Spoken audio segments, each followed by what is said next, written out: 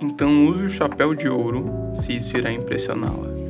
E se conseguir saltar bem alto, salte para ela também, até que ela grite: meu amor com chapéu de ouro, meu amor que salta bem alto, precisa ter você. Rapaziada, essa aqui é a epígrafe do último livro que eu li, O Grande Gatsby.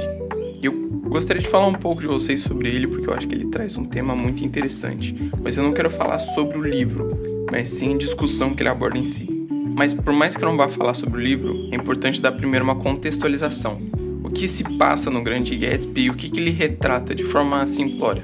Bem, quem narra o Grande Gatsby pra gente é um personagem chamado Nick Carraway. E ele acaba de se mudar pro oeste dos Estados Unidos e ele tenta entrar no negócio das ações das bolsas de valores. Se mudando pra lá, ele é vizinho de um cara que tem uma mansão muito grande e exuberante e dá festas luxuosas todas as noites. E esse cara é o Gatsby. Em um certo dia, ele vai visitar a sua prima Daisy, que se casou com um conhecido da faculdade dele. Descobre que o casamento da Daisy é basicamente uma merda. E mais um pouco a trama consegue entrelaçar o Gatsby junto com o núcleo familiar, digamos assim, do Nick. E, portanto, nos mostra muitas revelações e mostra também o motivo do Gatsby dar todas essas festas, que nada mais é chamar a atenção de alguém. Agora eu gostaria de falar um pouco sobre o que o livro aborda. E eu queria começar com uma pergunta. Por que as pessoas, eu acredito que a grande maioria das pessoas, buscam uma vida luxuosa, tanto por fama, dinheiro e coisas que remetem a sucesso? Bem, tem algumas possibilidades para essa resposta, e essa algumas pode ser até traduzida por muitas, porque felicidade para muitos é subjetiva e muitas vezes, para alguns, felicidade remete a uma vida luxuosa. Porém, o que faz uma pessoa querer buscar o luxo? Talvez uma exclusividade, porque itens luxuosos são basicamente exclusivos e por isso são luxuosos. Talvez mostrar que tem uma diferenciação de você para as outras pessoas ao redor da Terra. Tipo, você é o diferente, você é o único, você é o protagonista da sua história. Mas afinal, de todas as coisas que eu falei aqui, o luxo é para si ou para os outros? Porque todas as vezes que eu falei, mostrar-se é mais importante, ter itens exclusivos, mas você está fazendo tudo isso para você mesmo ou para os outros? Por que você quer mostrar que tem um item exclusivo? Por que você quer mostrar que parece ser mais que os outros? Eu queria fazer também um outro questionamento em cima desse debate. Por que um relógio de 60 mil custa 60 mil? Aqui, deixa eu ver.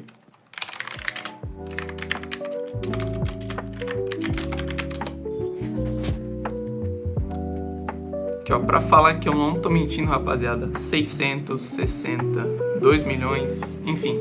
Por que esses relógios custam tão caro? Vamos pensar o seguinte, qual é a função de um relógio? Ver as horas, certo? Agora, vamos pensar o seguinte, o que faz um relógio de 60 mil custar muito mais que um relógio, sei lá, R$1.000, sendo que os dois cumprem a mesma função? A resposta é bem simples, exclusividade. Vocês lembram que eu falei que muitas vezes luxo se baseia em itens exclusivos, você se considerar exclusivo em relação aos outros? E é isso que dá o valor no relógio. É quando você tá andando com esse relógio de 60 mil no pulso e uma pessoa de fora olha pra sua mão e apenas de olhar a marca do relógio já sabe a sua condição social e muitas vezes os seus valores. É por isso que ele custa 60 mil. Não é pela sua função em si de contar as horas, mas ele tem outra função subjetiva, que é causar impacto. Só que, bem, muitas pessoas que buscam esse luxo acabam transformando isso em um estilo de vida. Fica muito perceptível quando você enxerga uma pessoa e já nota que ela tem esse tipo de estilo de vida. Por exemplo, essa é a frase que mais me impactou no livro. Eu quero ler ela aqui com vocês. Não consigo entender essa coisa de ir à cidade, irrompeu Tom, furioso. As mulheres enfiam essas ideias na cabeça e... Devemos levar algo para beber? Gritou Daisy de uma janela no andar de cima. Vou pegar um whisky, respondeu Tom e foi para dentro. Gatsby voltou-se para mim com severidade. Não posso dizer nada nesta casa, meu velho. Ela tem uma voz indiscreta, observei. E cheia de... A voz dela é cheia de dinheiro. Era isso mesmo. eu nunca tinha me dado conta. Era uma voz cheia de dinheiro. Era esse o charme inesgotável e oscilante de sua fala. Aqui, nesse trecho, tanto o Gatsby quanto o Nick estão se referindo ao jeito de falar da Daisy. Mas o que significa em si dizer que ela tem uma voz cheia de dinheiro? Tem duas possibilidades, e a gente precisa usar a nossa interpretação para saber qual das duas o autor está se referindo. A primeira é, uma voz cheia de dinheiro é uma voz, digamos, elegante, sabe? Uma voz aveludada e tal, uma voz de elegância, de alta classe social, uma voz com um dialeto culto. Agora, a outra característica é uma voz cheia de dinheiro em relação à snobice, à superficialidade do discurso dessa pessoa, alguém que se prende apenas ao material, basicamente alguém snob. Mas qual das duas interpretações é a certa aqui neste trecho? Cara, pra falar bem a verdade, é as duas. Porque tanto Nick quanto Gatsby gostam muito da Daisy, principalmente no começo da obra. Porém, isso vai mudando. E como essa frase está sendo dita bem nessa transição de perspectiva em relação à Daisy, ela pode se referir às duas coisas. A Daisy é tanto elegante em sua fala e fala de uma maneira bonita em si, que remete a uma vida luxuosa, intelectual, mas também uma snobice, uma superficialidade, alguém que só busca os outros por um instrumento de uso ao seu bel prazer. Então, no caso da Daisy, eu imagino que pode significar as duas coisas, tanto uma elegância quanto uma snobice. Até porque essas duas características podem fazer parte de uma mesma pessoa, que pode ser ora elegante, ora snob, dependendo do momento. Agora, outro ponto que eu queria trazer, e que conversa muito também com tudo que eu disse até agora, é a questão dos influenciadores atualmente. Porque basicamente muitos influenciadores, mas eu não estou generalizando, eu entendo que é grande parte, mas não todo, mas grande parte desses influenciadores basicamente são um produto. A vida deles é um produto. Eles vendem para você que acompanha eles uma vida artificial. Uma vida que é mostrada nas câmeras, que aparenta ser perfeita para que você ache que ela é perfeita enquanto tu rola o seu feed.